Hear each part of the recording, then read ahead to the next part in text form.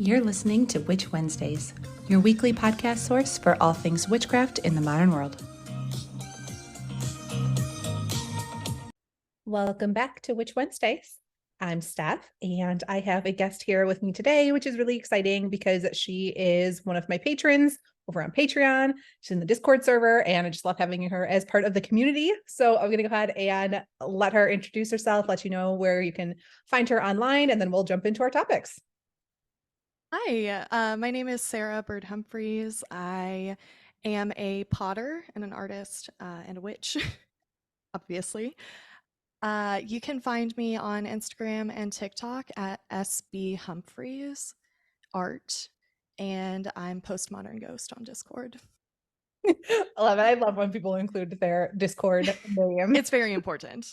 It is very important because there are a lot of people in that community. And I know it's fun to have everybody be able to chat with each other over there and share their ideas and stuff. So that's nice. Yeah, no, for sure. The Discord's very fun. Well, let's jump in. I know you have notes because you have like so many different things going on Just a that couple. are all but they're all like really interesting. You know what I mean? Like, I feel like any one of them could be like a singular topic. So let's start with what you do as an artist, because I have definitely never had a potter on before. And what is that, and how do you incorporate your witchcraft? Yeah, so I've been doing pottery for about 3 years, which doesn't sound like very long, but I've been doing art my whole life. I work at a pottery studio, and there we kind of have a joke that I'm an elemental witch. My boss calls himself the Avatar, so I'm the elemental witch. And yeah, it's interesting. I feel like there's a lot of things you can say about art that apply to witchcraft and vice versa. Um, yeah, I don't do a lot of hand building. I mostly do like throw on the potter's wheel. Uh, and there's this thing that I say to people when they're first starting out. It's a lot of centering and a lot of being right with yourself, not just literally, but also mentally, because it can be a little discouraging when you're first starting off and you can't quite get a handle on the mud that you're playing with. Um, yeah, that's kind of a little bit of an overview.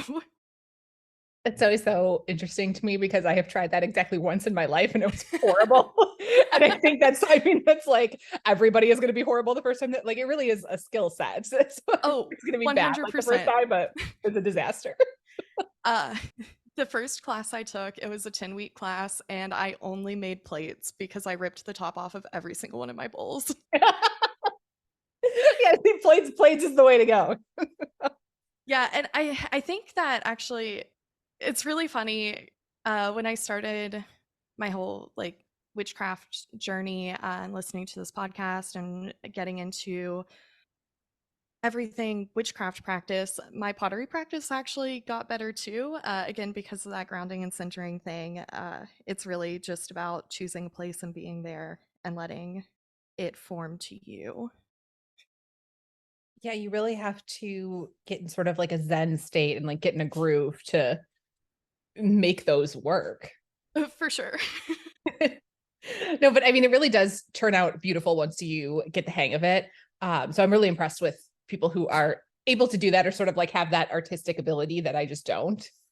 Yeah, I mean, again, it's just like witchcraft. It's about practice and sticking with it. That's really interesting that one helped the other and like vice versa for you. Yeah, I like to think I'm really good at compartmentalizing, but I'm not. I think everybody sort of feels that way. Like, I'm great, I could do this. And like, no, everything bleeds into each other. Everything's the same thing, actually. Art imitates life. So what are you working on right now in terms of your pottery? What's your current projects?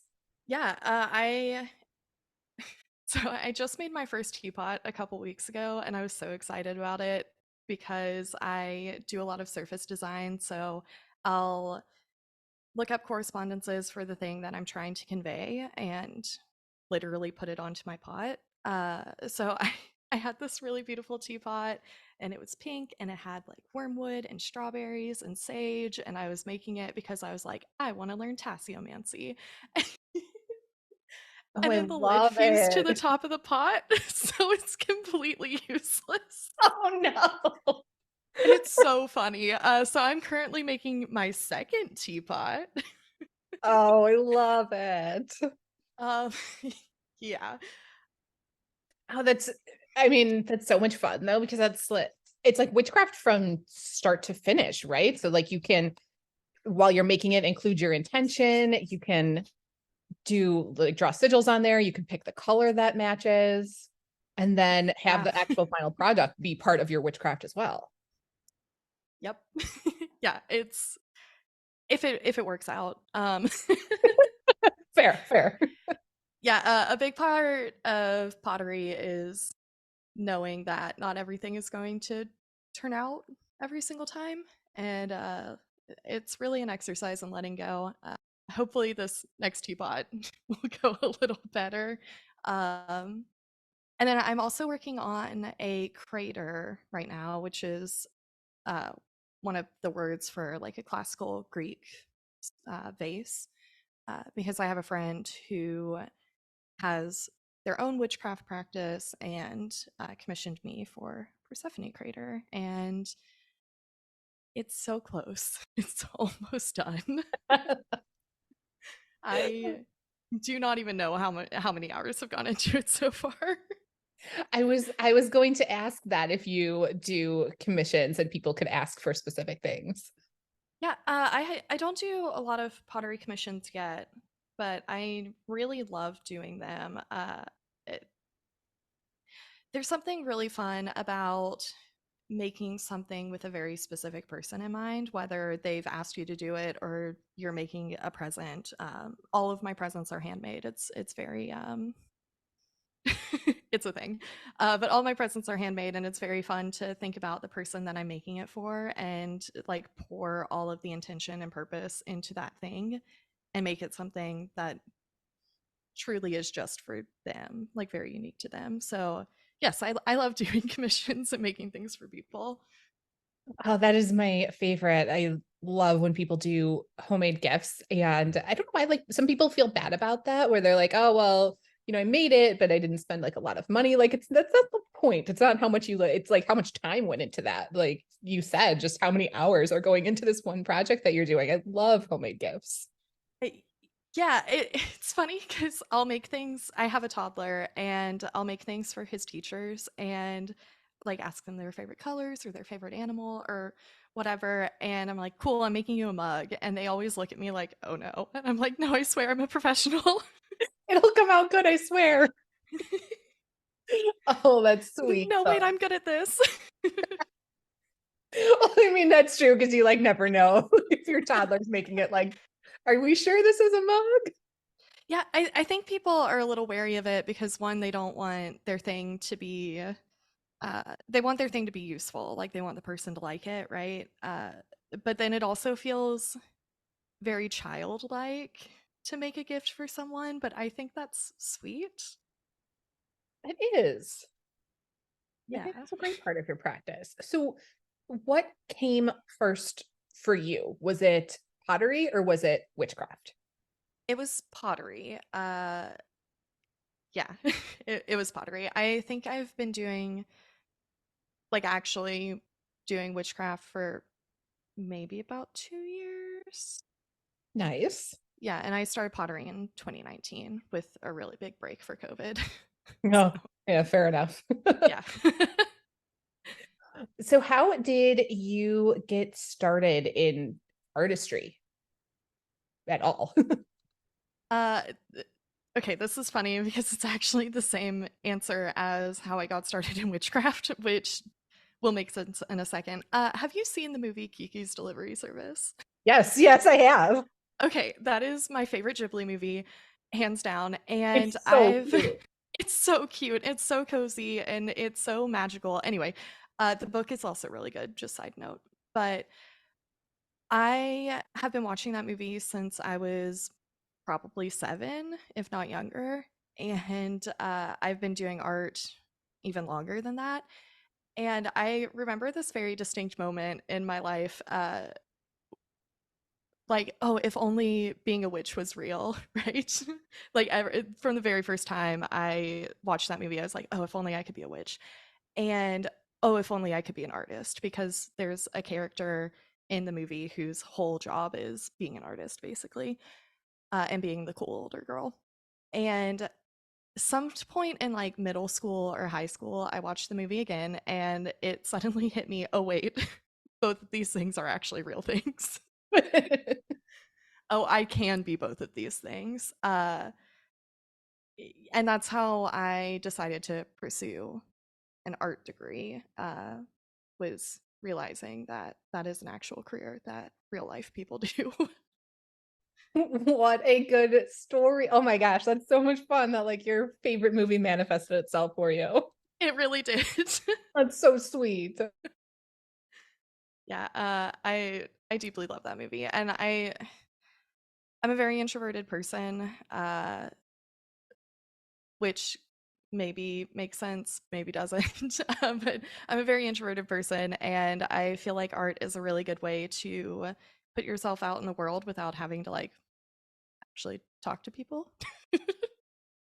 Well, yeah, that is true. I feel like I'd be even more scared to put my art out there for people to see than I would just be like talking to them. Oh my gosh. I think it's Yeah, really brave. it's it's interesting because you don't really have to be there when people are looking at your work. Uh, but it is kind of fun when people are looking at your work and you're just kind of like incognito in a gallery and they're like, "Oh, this is so cool." And you're like, "Thanks." Just off in a corner like, "Yes, compliment me more." Oh, that's, I mean, I think I would like be terrified to hear what the feedback is, but if like people are being nice and it'd be like, oh, yay. Yeah, that's kind of the fun thing about art is, and also again witchcraft is when you're making something, it's or like casting a spell or whatever, it's all very intention based, very intentional. And then as soon as you put it out into the world, it's not just yours anymore. You kind of release it to be everyone's. And I think that is very lovely and also very scary. And there's a lot of convincing yourself when you do either of those things. Oh, yeah. And let's, speaking of convincing yourself and putting it out to the world, let's dive into that second like part of your story, which is where you went to school for your art degree and living in the Bible Belt. Because that Okay. is huge in the witchcraft community. That is like, all right, I'll Yeah. let you take it away. Isn't it really? I live in Nashville, which is in the middle of Tennessee, which is a state. Out of all the states, it's one of them. And uh, yeah, I have my art degree from Lipscomb University, which is a Church of Christ university here in Nashville. And it's interesting for a lot of reasons. One being that I was one class away from a Bible minor. So when people here try to talk to me, I'm like, I know more than you. Please stop it. And also, it's interesting because I grew up very adamantly a Christian, not like in an aggressive, like telling people they would telling people about their own eternity kind of way. Um, but in a very, it was my own faith.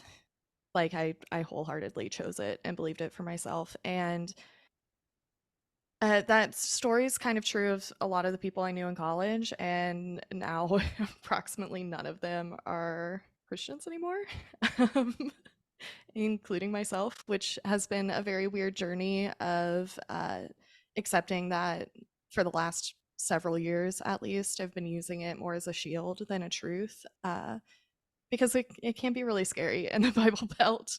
Uh, not being a Christian, like not just being pagan or any other religion, but explicitly not being a Christian, can be really weird here.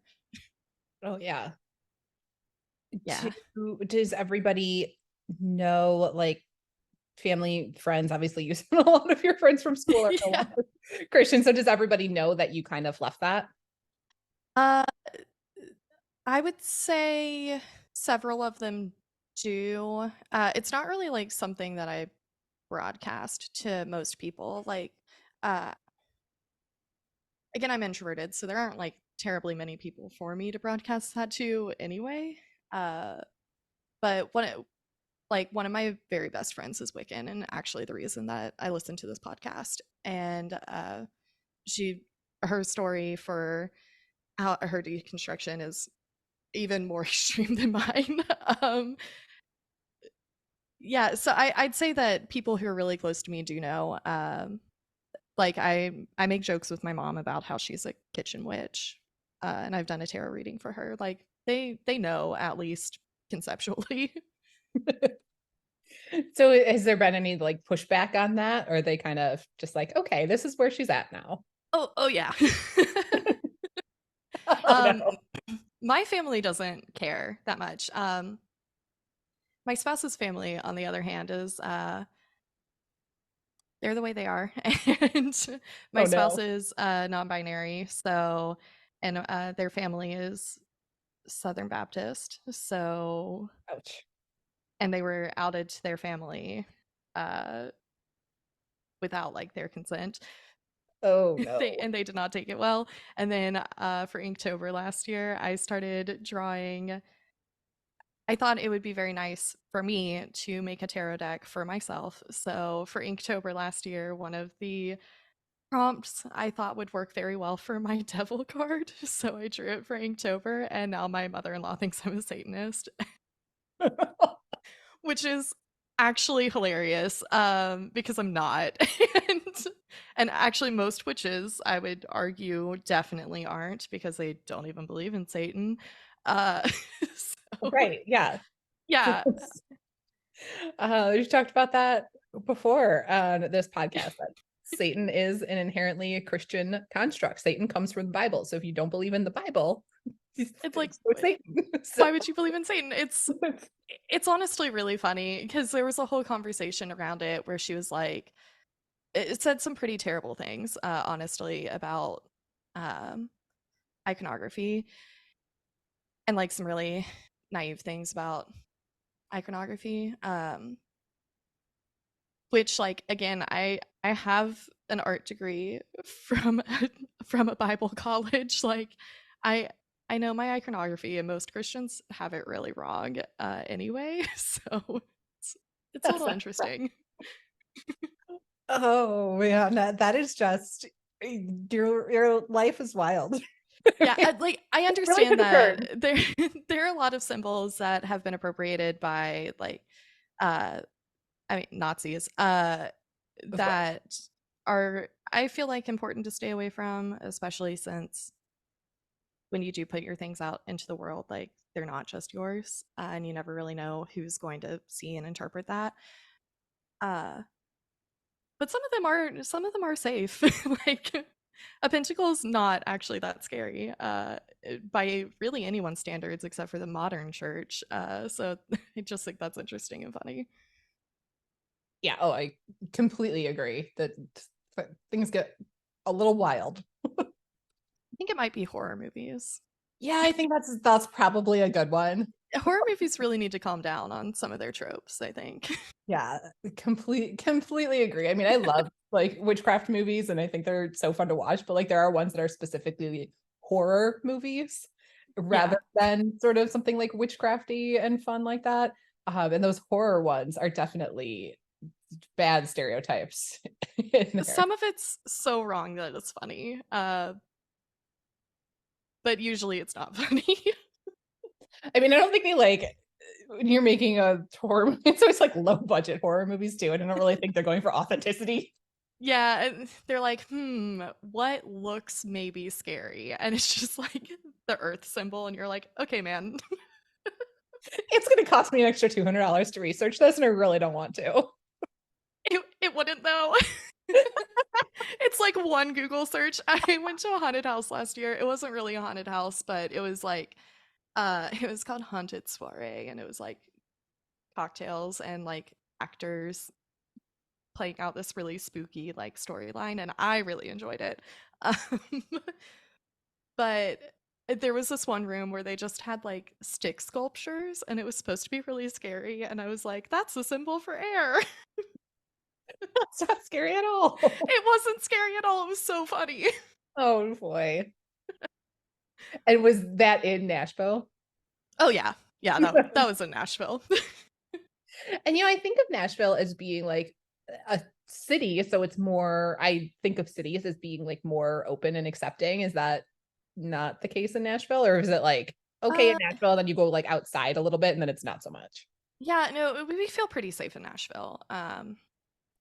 Yeah, it's really traveling to other places where my spouse needs to be like a little more uh, stealth mode, Gotcha. or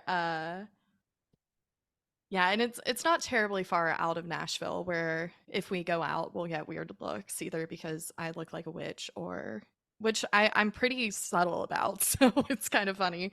But either because I look like a witch or my spouse looks like androgynous. And then it's a little more dangerous, or Uh, just a little more get looks that you yeah, don't really want to deal with. I think it's mostly what looks. One time somebody took a picture of us and I was like, all right. That's rude. That's just rude and awkward. I mean, unless you have like a great witch outfit on, because I've had that happen before where I have like I a mean, really great yeah. outfit. They're like, "Can I take your picture?" Like it's like a good thing. But that's in I'm pretty so. cute, but But like, yeah, when people like take stealth mode pictures like that, that's so rude. yeah, I was like, you're not sneaky. Did you You're as know? sneaky as you think you are. Most people are not as sneaky as they think they are, which is also funny, actually. It's always just interesting to me to hear about other places. I've never been to Tennessee at all, anywhere in it. So I have no idea what life is like there. That's okay. I try to, I like keep in mind that the South is like a different place because it like Oh, nothing yeah. like here in Chicago. So I can't like compare other people's experiences to like what I have here because Chicago is so open, liberal. We have witchcraft stores everywhere, like everything's fine. So I have to remember that not everybody lives like that.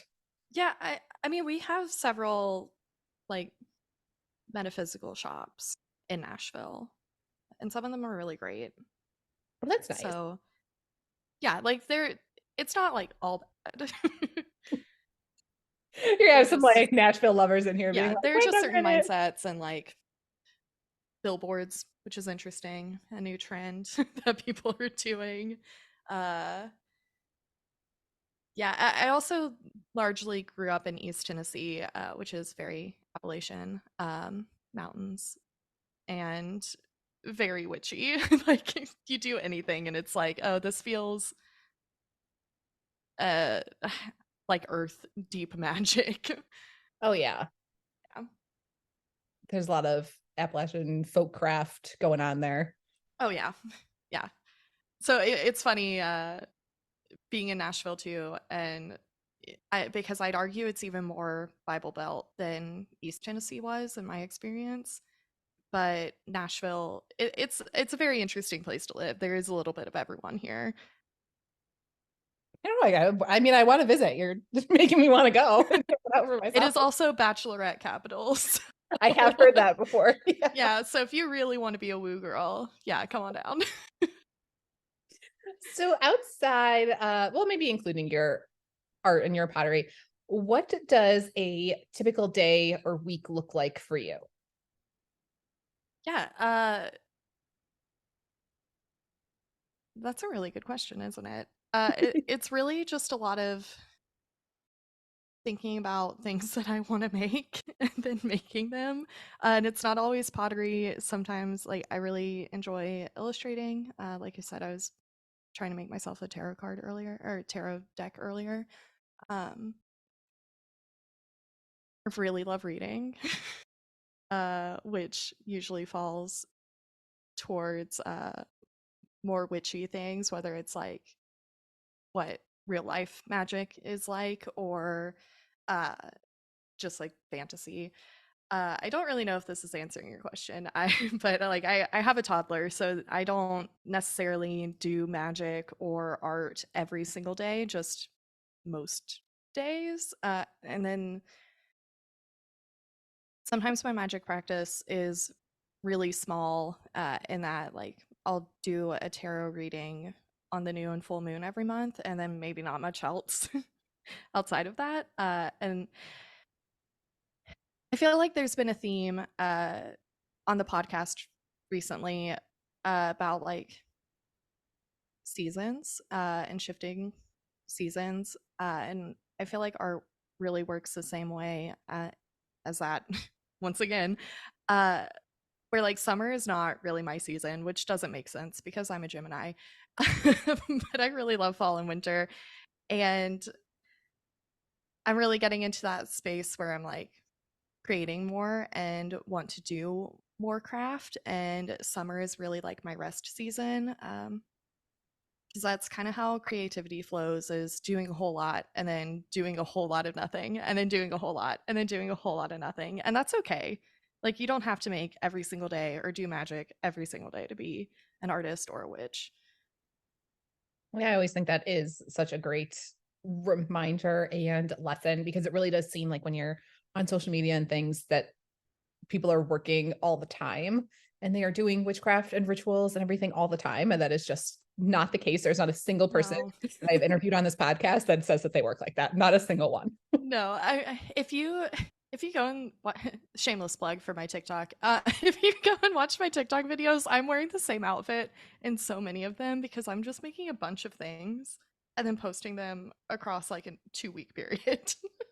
Yeah, nobody cares. Yeah, not a single person's like, why are you wearing the same outfit? Because I feel like if you stop and think about it, I'm not doing this every single day. Like sometimes I have to do computer work. Like I have to update my website. I have to update the Pottery's website and all the stuff. I like No, I do that. I don't have time to do all that every Oh, day, let alone the energy.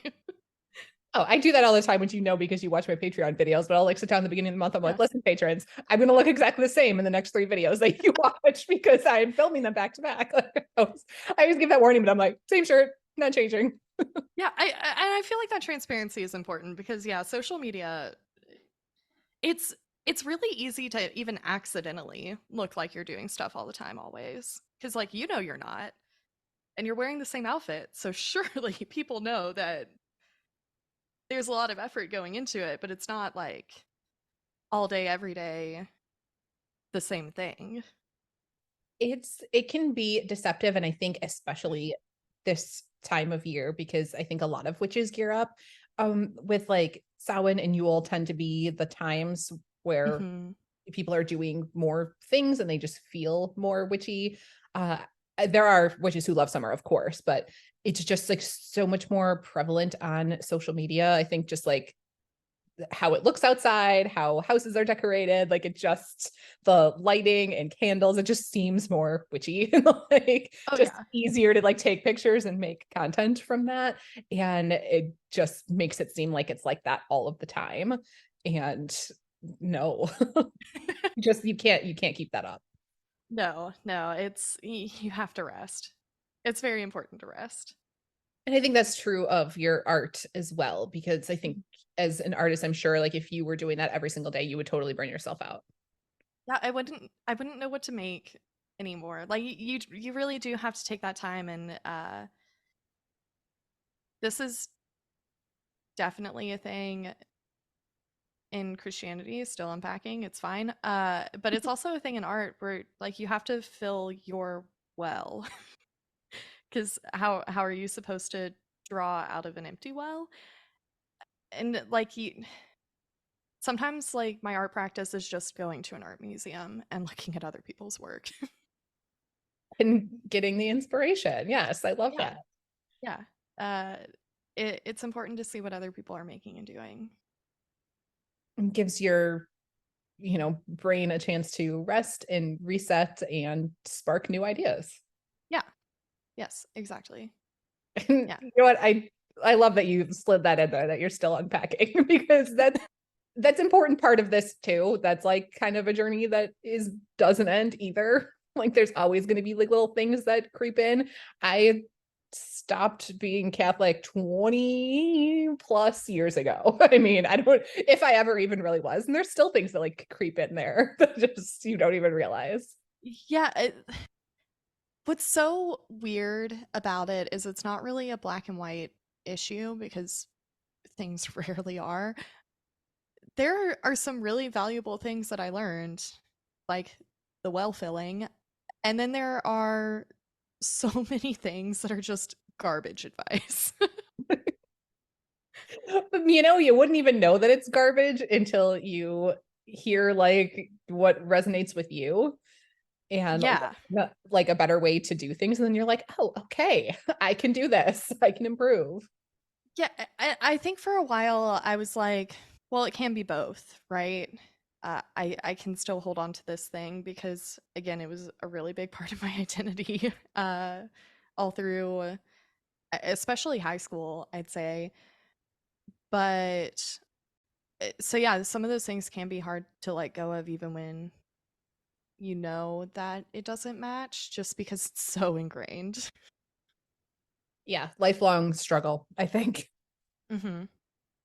Yeah. And that's and there's nothing wrong with that. Like witchcraft is a lifelong practice as well. There's like no end goal. You're never going to be done. So that's just part of the journey.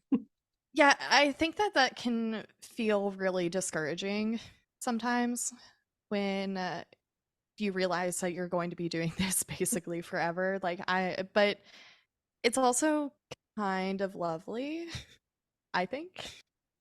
I agree. That's how I feel. I think like, yeah, like sometimes I'm like, oh my gosh, I'm never gonna get this, or like I'm never gonna be done. There's always gonna be like something else that I have to learn about tarot. Like something else comes up. I'm like, oh my gosh, don't I know this yet? How do I not know this yet? And then something Yeah. will present itself and I'm just like get frustrated. But then at the same time, I'm like, I have to let go of these perfectionist tendencies and just appreciate that I have all the time in the world to do this and that there is no end goal. So I don't have to be done. Yeah, you're you're not gonna be done. Like it is almost comforting to be like, well, there really is no cap on how much I can do and how far I can go with this. But it's also a little scary. It can be. It's both things at It, once. yeah, a lot of things can coexist with each other, including infinite possibilities being both scary and exciting. Way to sum up your Gemini sun personality in one sentence. That is my biggest joke in therapy is every time I say something and my therapist is like, so it's both. And I'm like, I'm a Gemini. We don't have to keep talking about this. Oh, Geminis are fun. I have said this before, but my cousin is my best friend and worst enemy. She's a Gemini. I'm a Scorpio, and we butt heads like nothing else, but we're also best friends. I'm just like, I Apparently, don't I understand you at really all. love She's like, I don't understand Scorpios. you. I'm like, you Geminis are something else. You're so fun. I apparently I really love Scorpios, which is really funny. But I'm also completely surrounded by Tauruses, which is my favorite. I love them. Oh gosh, I love astrology and sun signs. I think it's so funny how much people reveal about themselves just like speaking. Hon- Couldn't quite get a Gemini without even you saying that. I feel like astrology is a gateway into magic. Yes, it absolutely is. Because, like, in probably high school, I was like, "Oh, I'm a Gemini. Okay, whatever." And I'd look at it and I was like, "I feel like I usually connect more with like these other signs." And then I found out that they were my moon and rising. Uh, Of course there were. Of and then course. I was like, "Wait, Things make so much sense. do I believe in this?" Oh, absolutely hilarious. It really is. I honestly I think it's so much fun. It's a fascinating topic for me, but that's another one that I could live 17 lifetimes and I will never fully understand astrology. There is so much going on there. Like, there's so many things that I want to do so badly and want to learn so badly. But I really don't think that you can really be an expert on anything now because there's so much to know, even about like the tiniest of subjects, Yes. which is kind of cool. Um, but also there are different kinds of patience, I think, and I don't know if I have the patience to truly learn astrology, but I do love it, and I love people who know it. Yeah, I am perfectly content with like what I know on the subject and like learning fun new things here and there, but then also just like finding somebody else to defer to when I have specific questions. Like I know who to Oh go yeah. to that I can I'm get those answered because there's too much for me. I can't. It's one subject that I'm like, nope, no, I know what I know. And if I go any further, I'm gonna just my brain will explode. I yeah, I love people who have the patience and brain to be able to absorb all of that. It makes me so happy for them. Yes, and like follow like the tiniest movements of what's going on in space. I'm like, I can't. I cannot. How do you have the patience for that? I I which completely I say having spent like 40 hours on a painting once, but it's different. I was gonna say let's go back to talking about your Persephone crater and spending all kinds of time and patience on that. I've literally spent like 40 hours on a painting, and that's like the low ball of how much time I spent on it, I think. Meanwhile, 5 minutes into any sort of digital art, I'm like, I'm out. I don't want to be here. Oh man. All right. Before we wrap this up, which Okay. has been fun, I talking to patrons and members of the Discord community is just so much fun for me. So thank you for being here and chatting about pottery and your life after Christian University. It's just so much fun. Yeah, thank you for And having I me. think a lot of what you had to say helps people not feel so alone in this. So thank you for being open about your story. Yeah, I certainly hope so. And before we head out, do you have any advice that you would like to share with beginners that you haven't already? Because I think you've given a lot of good advice, but is there anything that we missed? I think I just have to loop back and say whatever it is that you want to do, it doesn't really matter if you're bad at it now. That's okay. You don't know how to do it yet. Just keep trying and keep going, and eventually it will click. Uh, and if it doesn't feel right, that's fine too. Just find what works for you. That's excellent advice in both witchcraft and art Hmm. and life in general, and advice that I don't follow at all because if I'm not good at something the first time I do it, I'd like drop it. So uh, honestly, that's relatable because I really love being good at something the first time I do it. please listen to Sarah and not me. That's excellent advice. Don't do what I do. It is also really, really fun to be bad at something and look back when you're good at it and be like, wow, I sucked. And now I'm so good. Oh yeah, that is like okay. I admit that's a good feeling. You're right. It's so satisfying. And I'm sure in art you see that even more, just how you've grown so much. It's very tangible. Yes. Well, thank you so again so much for sharing everything and your excellent advice. Listeners, I will have everything linked over in the show notes. And of course, if you want to get in touch with Sarah, then hop over on Discord and have a chat Yep. and ask all of your art related questions. Or if you are also unpacking Christianity, you can, there's always chats in the Discord server going on about that. So Oh, so many. if you need help with that, that is a great community for that. And Sarah is there to be a part of it. And that's everything that I have for you all this week. I will see you next week. Need even more? Subscribe to Patreon and YouTube for exclusive bonus content. Order a themed witchcraft box every month through Witch Wednesdays on Etsy. Be sure to follow on Instagram at Witch Wednesdays Podcast. Find all these links and more at witchwednesdays.com.